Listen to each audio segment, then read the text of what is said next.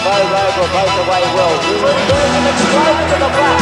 Big black chance of shaking that with a good 5 out of 5 for this Sonny Lassie.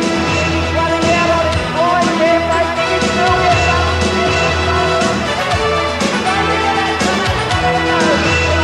Here the fence under pressure, Sir Ford cruises up. Everything now as they go up towards the bow. They stop that on the side. On the turn to Sonny Base, runs up on the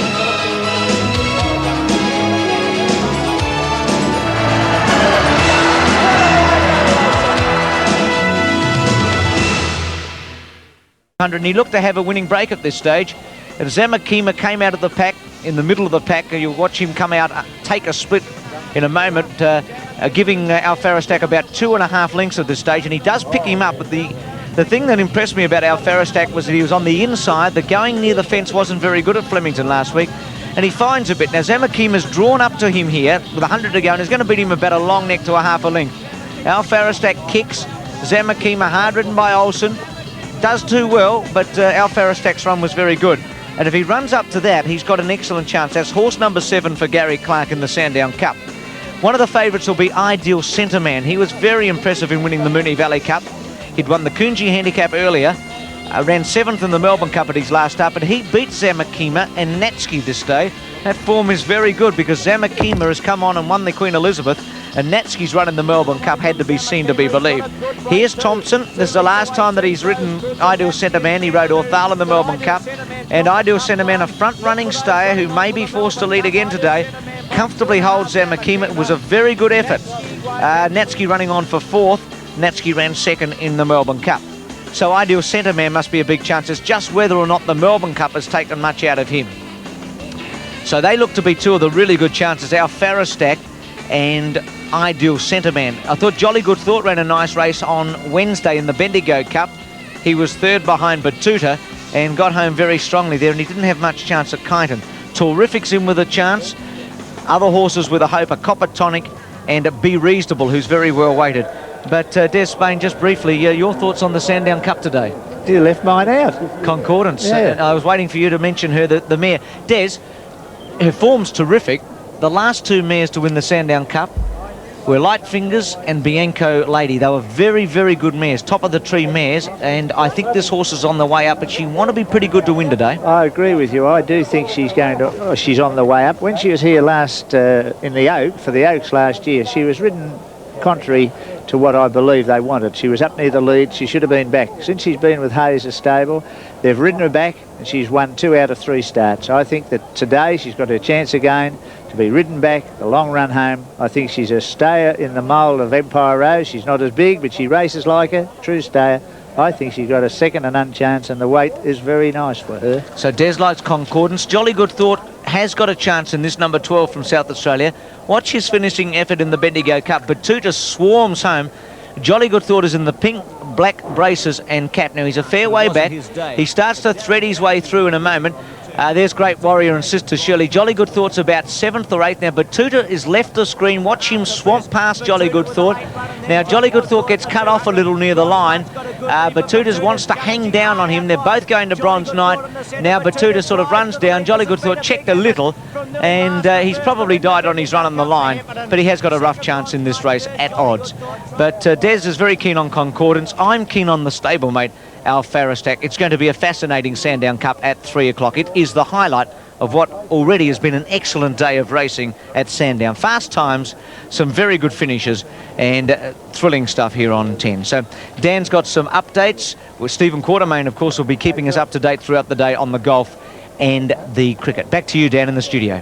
25 a place. Fire Twig 230, Foolish Notion 265, Goose Lane 655, Kelly's Image 2450, Chapel Street $80. Over the page we go to Courtside $8, Great Tribute $9.35, Pride of Galaxy 24, number 13 Triple Dealer is a scratching change of habit on the page again. Could be an Omen 275 190, a very talented sprinter. Sandown Guineas was race 4, Blixen 370 and 130, one of 4 fillies in the race, and she got the $125,000 race ahead of Wonder Dancer 70 a place, Fire Wonder 585, another filly 3rd, Quinella 585, Trifecta 4 25.45, double 2015, the extra double paid $19, $2.05. Very open race, Bruce. The Sandown Cup as usual. There's only 1 ounce of 17 to run. Dan, you'll be surprised at how short Concordance is. She's been really heavily backed and has come right in with the books and on the tote. She's about that price in the ring. Lord Highbrow, $14. Be Reasonable.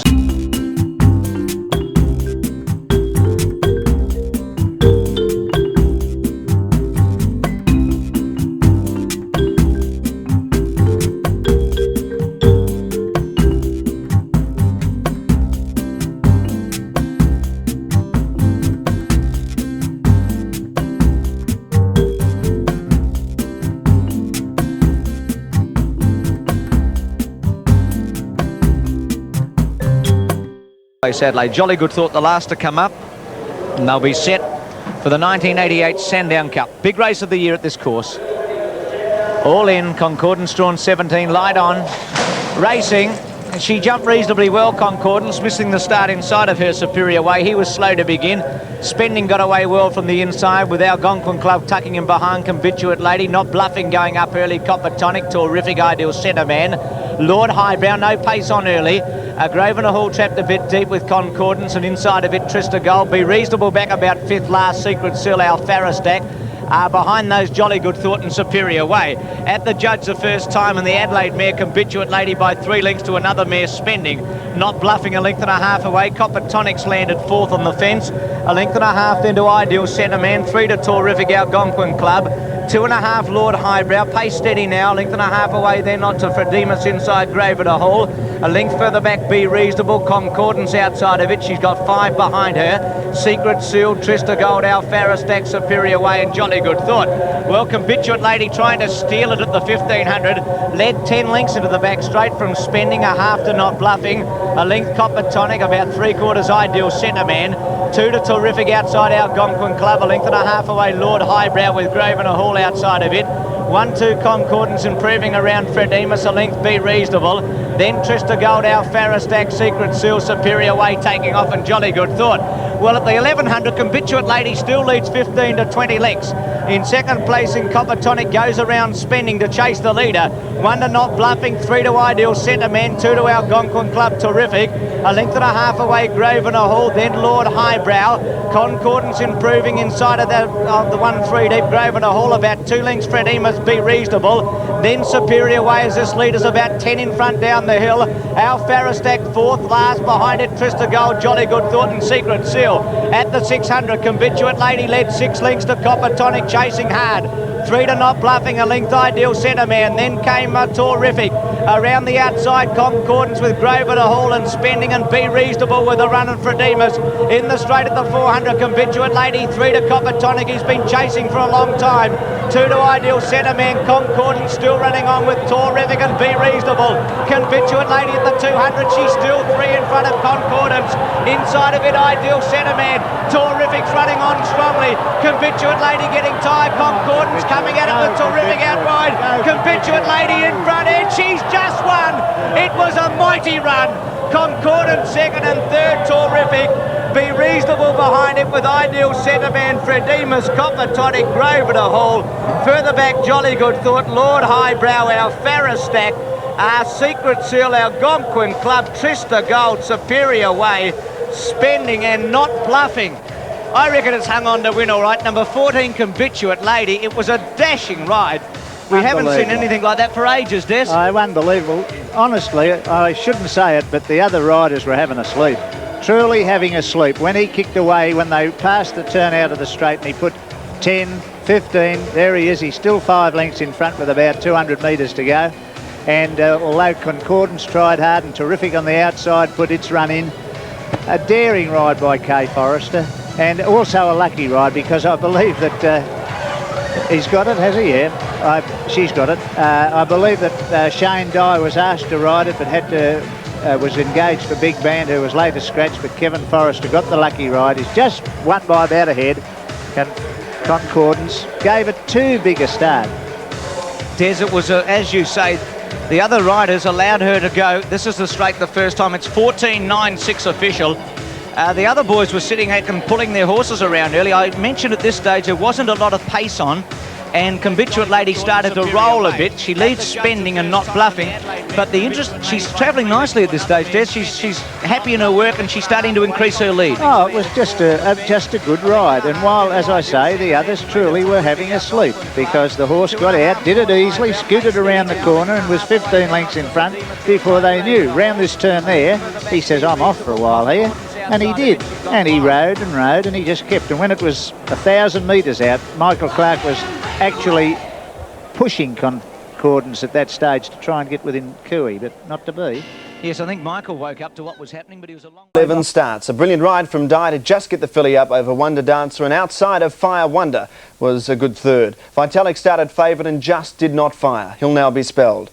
Race 5 was the Sandown Cup. Adelaide mare Convictuate Lady won the Murray Bridge Cup last month and had a huge lead of nearly 20 lengths at one stage and was 5 in front on the corner. Concordance was a heavily supported favourite. In the straight at the 400, Convictuate Lady, 3 to Copper Tonic, who's been chasing for a long time. 2 to Ideal Centre Man, Concordance still running on with Terrific and Be Reasonable.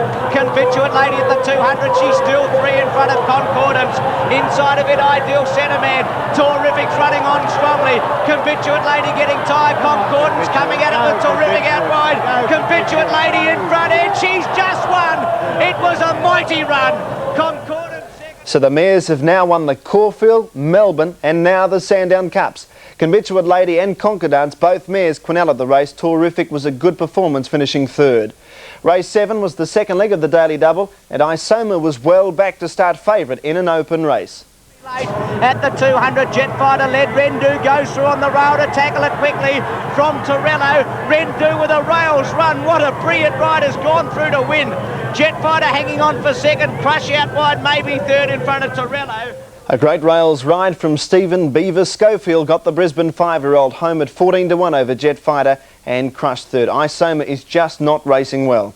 To the multiple forms of betting, and the Quadrella paid $10,611.30 on 9, 5, 1 and 2. The Quad Extra, $14,787.40. The Daily Double, $466.10, some big dividends at Sandown, and the Extra Double paid $19.05. Meanwhile, in Brisbane, Vo Rogue had to lump a huge impost of 61 kilos to win the Qantas Brisbane Handicap.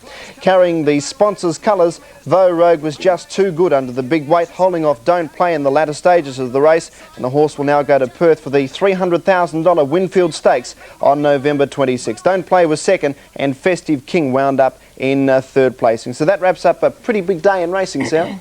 Thank you very much, Dan. A sensational day in Melbourne, perfect for blow fires, and more hot beach weather tomorrow. Today.